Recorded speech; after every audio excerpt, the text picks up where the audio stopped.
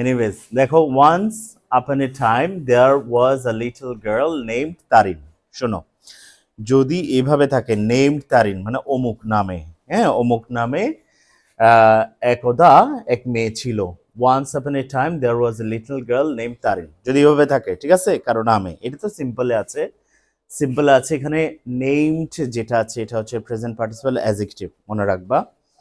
তাহলে এটাকে যদি আমাকে কম্পাউন্ড করতে হয়, এই যে নেমড তারিন এভাবে যদি থাকে, তাহলে আমরা লিখবো যে এরকম, যে একটু পর্যন্ত পুরো লিখে ফেলবো যে once upon a time there was a little girl, একটু লিখে ফেলবো, and her name was, তার নেম ছিল, her name was, অনেকে ওয়াজটা দিবে না, ওয়াজটা না দিলে কিন্তু এটা ক্লজ হবে না, ঠিক আছে। তাহলে বলতে হবে and her name was Tarin, ঠিক আছে।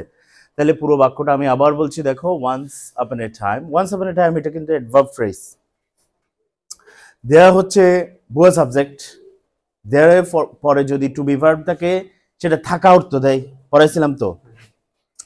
once upon a time there was a little girl, একটা ছোট্ট মেয়ে ছিল। এখানে খেয়াল করো, এই যে এখানে লিটল দেখা যাচ্ছে না, এটা কিন্তু পরিমাণ বোঝাচ্ছে না, এটা কিন্তু বয়স বোঝাচ্ছে। মেয়েটার কি বোঝাচ্ছে? বয়স বোঝাচ্ছে। আচ্ছা, এটা অ্যাডজেক্টিভ, এটাও অ্যাডজেক্টিভ। তাহলে once upon a time there was a little girl and her name was Tarin. আর এটাকে যদি কমপ্লেক্স করতে বলা হতো তাহলে আমরা বলতাম once upon a time there was a little girl whose name was Tarin, whose name, ঠিক আছে। whose name বললে আমরা ওটা হচ্ছে যে তখন ওটা রিলেটিভ প্রোনাউন হয়ে যেত, ঠিক আছে, whose name। দেখো, though she was a nice little girl she was not an ordinary girl, এটা হচ্ছে একটা কমপ্লেক্স সেন্টেন্স। এখানে কি আছে? though আছে, কি আছে? though। যদি though থাকে সিম্পলে আমরা সাধারণত ইন স্পাইট অফ অথবা ডেসপাইট ব্যবহার করি। এই প্রশ্নটা প্রতি বছর আসে। ইন স্পাইট এর পরে অফ হবে, কিন্তু ডেসপাইট এর পরে অফ হবে না। ইন স্পাইট অফ অথবা ডেসপাইট দুটোটার কিন্তু একই অর্থ, সেম অর্থ, ঠিক আছে। এখানে যদি দুটো ক্লসের সাবজেক্ট একই থাকে, এখানে দুটোটা ক্লসের সাবজেক্ট কি? শি, ঠিক আছে। তাহলে এই ক্লজটাকেই তো আমি ফ্রেজ বানাবো, তাই না? এটা তো ডিপেন্ডেন্ট ক্লজ। এই ক্লজটাকে, এই ক্লজ থেকে সাবজেক্টটা বাদ দিবেন, বাদ দিয়ে এখানে যদি এমিজার ওয়াজ ওয়্যার থাকে তাহলে বিং করবেন, বিং BEING বিং করবেন। যদি হ্যাভ হ্যাজ হ্যাড থাকে হ্যাভিং করবেন। আর যদি ভার্বের base form, past form, present perfect টেন্সের এরকম কোনো কিছু যদি থাকে তাহলে এটাকে ভার্বের ING করবেন, ঠিক আছে। তখন এটা কি হয়ে যাবে? এটা একটা প্রেপোজিশনাল ফ্রেজ হয়ে যাবে। কিরকম? বাক্যটা হবে in spite of being a nice little girl she was not an ordinary girl. এটাতে ইন্ডিপেন্ডেন্ট ক্লজ, এটা কোনো চেঞ্জ হবে না। অথবা despite being a nice little girl she was not an ordinary girl. এই বুঝছেন? বুঝেন? যদি দুটো সাবজেক্ট ভিন্ন থাকে তখন কি করবেন? তখন সাবজেক্ট রেখে দিবেন, বাকি সব কাজ সেম। অর্থাৎ ডিসপাইট এর পরে অথবা ইনস্পাইট অফ এর পরে সাবজেক্টটা লিখবেন। সাবজেক্টটা লিখে এমিজার ওয়াজ ওয়ার থাকলে বিং হবে, হ্যাভ হ্যাজ হ্যাড থাকলে হ্যাভিং হবে, অথবা ভার্বের বেস ফর্ম অথবা পাস্ট ফর্ম বা এস বা ইএস ফর্ম থাকলে শুধু ভার্বের ING দিয়ে এটা করে ফেলবেন, বাকি অংশ যা আসছে তাই বসে যাবে। আর যদি সাবজেক্ট দুটোর একই থাকে তাহলে প্রথম যেটাকে ফ্রেজ রূপান্তরিত করছেন যে ক্লজটাকে, সেখানে সাবজেক্টটা কি করে দিবেন? বাদ দিয়ে দিবেন। এরপরে দেখেন, she also helped her mother in her free time, এটা একটা simple sentence. in her free time, in her free time she also helped her mother, সে তার মাকে সাহায্য করত। এখানে দেখো also এটা হচ্ছে একটা অ্যাডভার্ব, also এটা হচ্ছে কি? Adverb. her possessive adjective, she also helped her mother, সে তার মাকে সাহায্য করত in her free time, এই যে কখন সাহায্য করত? তার ফ্রি টাইমে। তাহলে এটাকে আমি একটা ক্লজে রূপান্তর করব, তাহলে এটা কি হয়ে যাবে? ডিপেন্ডেন্ট ক্লজে রূপান্তর করলে এটা কমপ্লেক্স হয়ে যাবে, ঠিক আছে। আচ্ছা, তাহলে হবে যে she also helped her mother when she was free অথবা whenever she had free time whenever দিলে বাক্যটা আরেকটু সুন্দর হয় মানে সে কি একবার সাহায্য করত নাকি যখন ফ্রি থাকতো তখনই সাহায্য করত যখনই ফ্রি থাকতো তখনই সাহায্য করত সেজন্য whenever he had free time এভাবে দিলে বিষয়টা খুব সুন্দর হয় বলবা যে she also helped her mother whenever she got free time অথবা she was free ঠিক আছে অথবা she had free time ওকে এভাবে লেখা যাবে এবারে দেখো she worked hard to shine in life এটা আমরা অনেকগুলো করেছি সে কঠোর পরিশ্রম করত তবে এখানে তোমাদের একটা ভুল করার চান্স আছে সেটা কোথায় আমি বলে দিচ্ছি she worked hard সে কঠোর পরিশ্রম করত to shine in life জীবনে সফল হওয়ার জন্য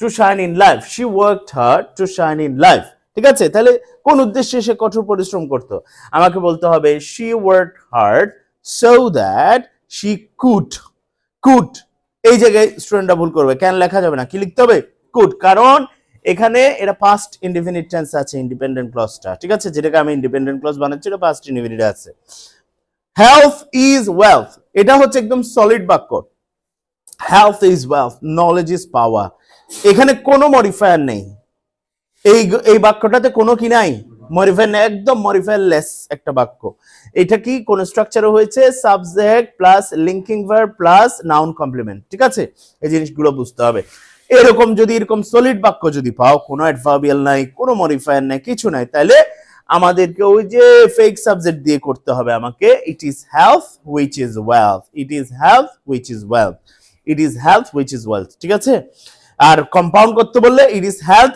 এন্ড ইট ইজ ওয়েলথ এভাবে করে দিবেন দো আছে দো তুলে দিয়ে এখানে আমি বাট দিব তাহলেই হয়ে গেল কম্পাউন্ড সেন্টেন্স আর এটা একদম সাজানো আছে জাস্ট শুধু একটা জায়গায় পরিবর্তন করতে হবে সেটা হচ্ছে দো তুলে দিব আর এখানে কি দিব বাট দিব an unhealthy man is an asset to her family একজন a healthy man একজন স্বাস্থ্যবান মানুষ তার পরিবারের জন্য একটা অ্যাসেট হ্যাঁ কিন্তু but an unhealthy man এখানে আমি লিখতে হবে unhealthy man is a liability মানে হচ্ছে বোঝা হ্যাঁ তার পরিবারের জন্য সে কি বোঝা ঠিক আছে এরপরে 7 নম্বরে the people who are poor এটা প্রায় সময় আপনারা পেতে পারেন এরকম যদি এরকম থাকে the people দিয়ে যদি একটা রিলেটিভ ক্লজ যদি থাকে সেই রিলেটিভ ক্লজের স্ট্রাকচার যদি হয় যে এরকম who প্লাস অথবা which plus to be verb plus adjective এরকম যদি থাকে এবং হেড নাউনে যদি people থাকে তাহলে আপনারা এটা দুই ভাবে করতে পারেন ঠিক আছে আপনারা বলতে পারেন যে শুধু the poor cannot afford to take মানে the প্লাস adjective এভাবেও চাইলে আপনারা লিখতে পারেন the plus adjective K subject বানাবেন the poor cannot afford to take a balanced diet এভাবে লিখলে হয়ে গেল অথবা আপনারা লিখতে পারেন the poor people those who are poor এটার পরিবর্তে আমি লিখব যে the poor people এটাও লেখা যাবে অথবা শুধু the poor লেখা যাবে তাহলে আমি এটার উত্তর কি হবে the poor people cannot afford to take a balanced diet the poor people cannot to afford to take a balanced diet এই বুঝতে পেরেছেন সবাই তাহলে এখানে যে 7টা এক্সারসাইজ দিয়েছি আপনারা সবাই একটু সুন্দর করে এটা লিখে নেন আমার সাথে সাথে people in general are fond of glittering things এটা আমরা প্রায় সময় ভুল করে থাকি প্রায় সময় এটা নিয়ে ভুল হয় আমরা কি করি যেহেতু আমি তোমাদেরকে শিখিয়েছি people in general এখানে in generalটাকে people এর পোস্ট মডিফায়ার মনে করে ওই যে who are in general এভাবে করে লিখে দেই ঠিক আছে তো মনে রাখবা in generalটা people এর পোস্ট মডিফায়ার নয় আমাকে এই বাক্যটা কমপ্লেক্স করতে হবে glittering things এই অংশটা দিয়ে glittering things হচ্ছে নাউন আর glittering হচ্ছে তার প্রিমডিফায়ার অ্যাডজেক্টিভ তাহলে আমরা এভাবে লিখতে পারি people in general are fond of things ওই সকল জিনিসের প্রতি আসক্ত which যেগুলো গ্লিটার চকচক করে আমি এখানে গ্লিটারিংটা হচ্ছে যে প্রেজেন্ট পার্টিসিপল অ্যাডজেক্টিভ, কিন্তু ওখানে সেটা হয়ে যাবে কি ভার্ব হয়ে যাবে, হুইচ গ্লিটার। বুঝতে পেরেছো? আচ্ছা, আবার অনেক সময় দেখা যাচ্ছে এরকম, people in general are fond of things which are glittering, মানে ওই গ্লিটারিংটাকে অ্যাডজেক্টিভই রেখে দিয়েছে, টু বি ভার্ব অর্থাৎ লিঙ্কিং ভার্বকে ভার্ব বানিয়েছে, দুটোই শুদ্ধ, কোনো সমস্যা নেই। But there R some other matters, এখানে একটা আর হবে, but there are some other metals looking like gold। এটাও আরেকটা মজার বিষয়, দেখো এখানে যে লুকিং লাইক গোল্ড, এটা হচ্ছে মেটালের পোস্ট মডিফায়ার, মেটালের post modifier present participle adjective phrase. এটাকে আমি যদি রিলেটিভ ক্লজ তৈরি করি তখন সেটা হয়ে যাবে যে কমপ্লেক্স সেন্টেন্স, আর এটাকে যদি একটা ইন্ডিপেন্ডেন্ট ক্লজ বানাই তখন সেটা হয়ে যাবে কম্পাউন্ড সেন্টেন্স। তাহলে আমরা বলতে পারি but there are some other metals and they look like gold। তারাও and they too, এভাবে বলা আরো সুন্দর হয়, they too, তারাও look like gold, তারাও গোল্ডের মতো দেখায়। they fade soon and lose their beauty। সেগুলো ওই মেটালস গুলো they fade soon মানে হচ্ছে বিবর্ণ হয়ে যায়, and lose their beauty, তাদের সৌন্দর্য কি করে ফেলে, হারিয়ে ফেলে। ঠিক আছে, তো এখানে এটাকে সিম্পল করতে হবে এরকম, যদি এখানে তুমি দেখো দোনোটা ইন্ডিপেন্ডেন্ট ক্লজই প্রায় সমান ক্ষমতাবান, ঠিক আছে, তাহলে যে কোনো একটা ইন্ডিপেন্ডেন্ট ক্লজকে তুমি যদি প্রেজেন্ট পার্টিসিপল অ্যাডভার্ব ফ্রেজে রূপান্তর করো অথবা পাস্ট পার্টিসিপল অ্যাডভার্ব ফ্রেজে রূপান্তর করো তাহলে সেন্টেন্সটা সিম্পল হয়ে যাবে। কিরকম, ফেড হয় কারা, তারা, লুজ বিউটি, বিউটি হারায় কারা, তারা, তাহলে দোনোটাই অ্যাক্টিভ স্ট্রাকচারে আছে, তাহলে আমরা প্রেজেন্ট পার্টিসিপল ব্যবহার করতে পারবো। ফেডিং সুন যেহেতু দোনোটাতে সাবজেক্ট একই আছে, দের এখানে এন্ড এর পরে এখানে সাবজেক্ট নাই, কিন্তু আসলে এখানে কে আছে, দে আছে, উজ্জ আছে। fading soon they lose their beauty। fading soon, fade মানে হচ্ছে বিবর্ণ হয়ে যাওয়া, বিবর্ণ হয়ে গিয়ে তারা তাদের সৌন্দর্য হারিয়ে ফেলে, তখন এটা সিম্পল হয়ে যাবে। similarly there are some people acting like wise। এই যে দেখো acting like wise, এটা হচ্ছে people এর post modifier present participle adjective phrase. এই যে metals looking like gold, people acting like wise, এগুলো সব একই স্ট্রাকচারের, আসলে স্ট্রাকচার বুঝলে সবগুলোই সহজ।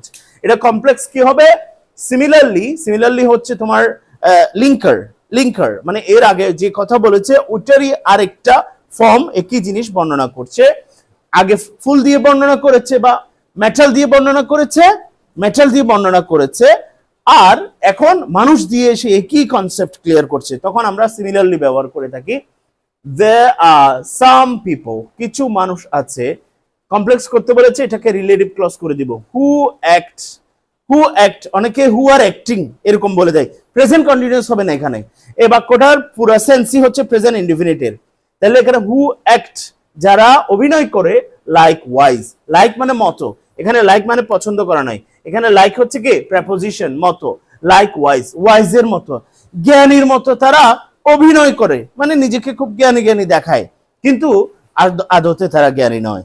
আবার বলছি আমি, similarly there are some people who act like wise। ঠিক আছে, আচ্ছা, though আছে there is law, তা আমরা জানি there এর পরে যদি টু বি ভার্ব থাকে এটা হ্যাভ এর অর্থ দেয়, কিসের অর্থ দেয়, থাকার অর্থ দেয়। তো আমি যে কনসেপ্টে তোমাকে বলেছিলাম যে মিজার থাকলে বিং হবে, তাহলে এটা কিন্তু ওইভাবে চিন্তা করলে ভুল হবে, আমাকে বলতে হবে যে in spite of having law, in spite of মানে সত্ত্বেও, in spite of having law to punish the টেররিস্টদেরকে শাস্তি দেওয়ার জন্য আইন থাকা সত্ত্বেও it is not properly applied, এটা কোনো চেঞ্জ হবে না, এটা যথাযথভাবে অ্যাপ্লাই করা হয় না। By applying the law properly, এটা আমরা গতকাল বা গত ক্লাসগুলোতে অনেকগুলো করেছি। এটা হচ্ছে একটা কন্ডিশনাল সেন্টেন্সে রূপান্তর হবে এবং এটা ফার্স্ট কন্ডিশনাল, যেহেতু কনসিকোয়েন্স ক্লজটা আমি দেখতে পাচ্ছি ফার্স্ট কন্ডিশনাল আছে, তাহলে এদিকে প্রেজেন্ট ইনডিফিনিট টেন্স হবে। ইফ, তাহলে অ্যাপ্লাই করবে কারা? উই, আমরা অ্যাপ্লাই করব। If we apply the law properly, যদি আমরা লটা যথাযথভাবে অ্যাপ্লাই করি, we can get rid of it, আমরা গেট রিড অফ, মনে রাখবা গেট রিড অফ মানে হচ্ছে মুক্ত হওয়া, আমরা এটা থেকে মুক্ত হতে পারি। We have to create social awareness to fight against corruption compound. তাহলে এখানে কোন উদ্দেশ্যে এটা যদি বুঝায়, তাহলে আমরা দাস দিয়ে এটা করতে পারি। Das we have to create social awareness, আমাদেরকে সোশ্যাল অ্যাওয়ারনেস সৃষ্টি করতে হবে। and thus, এবং এইভাবে we can fight, আমরা যুদ্ধ করতে পারি against corruption, করাপশনের বিরুদ্ধে। আমি আবার বলছি, we have to create social awareness and thus we can fight against corruption, আমরা করাপশনের বিরুদ্ধে ফাইট করতে পারি। বুঝতে পেরেছো স্যার? ধন্যবাদ সবাইকে। আসসালামু আলাইকুম, সুস্থ ভালো থাকবেন।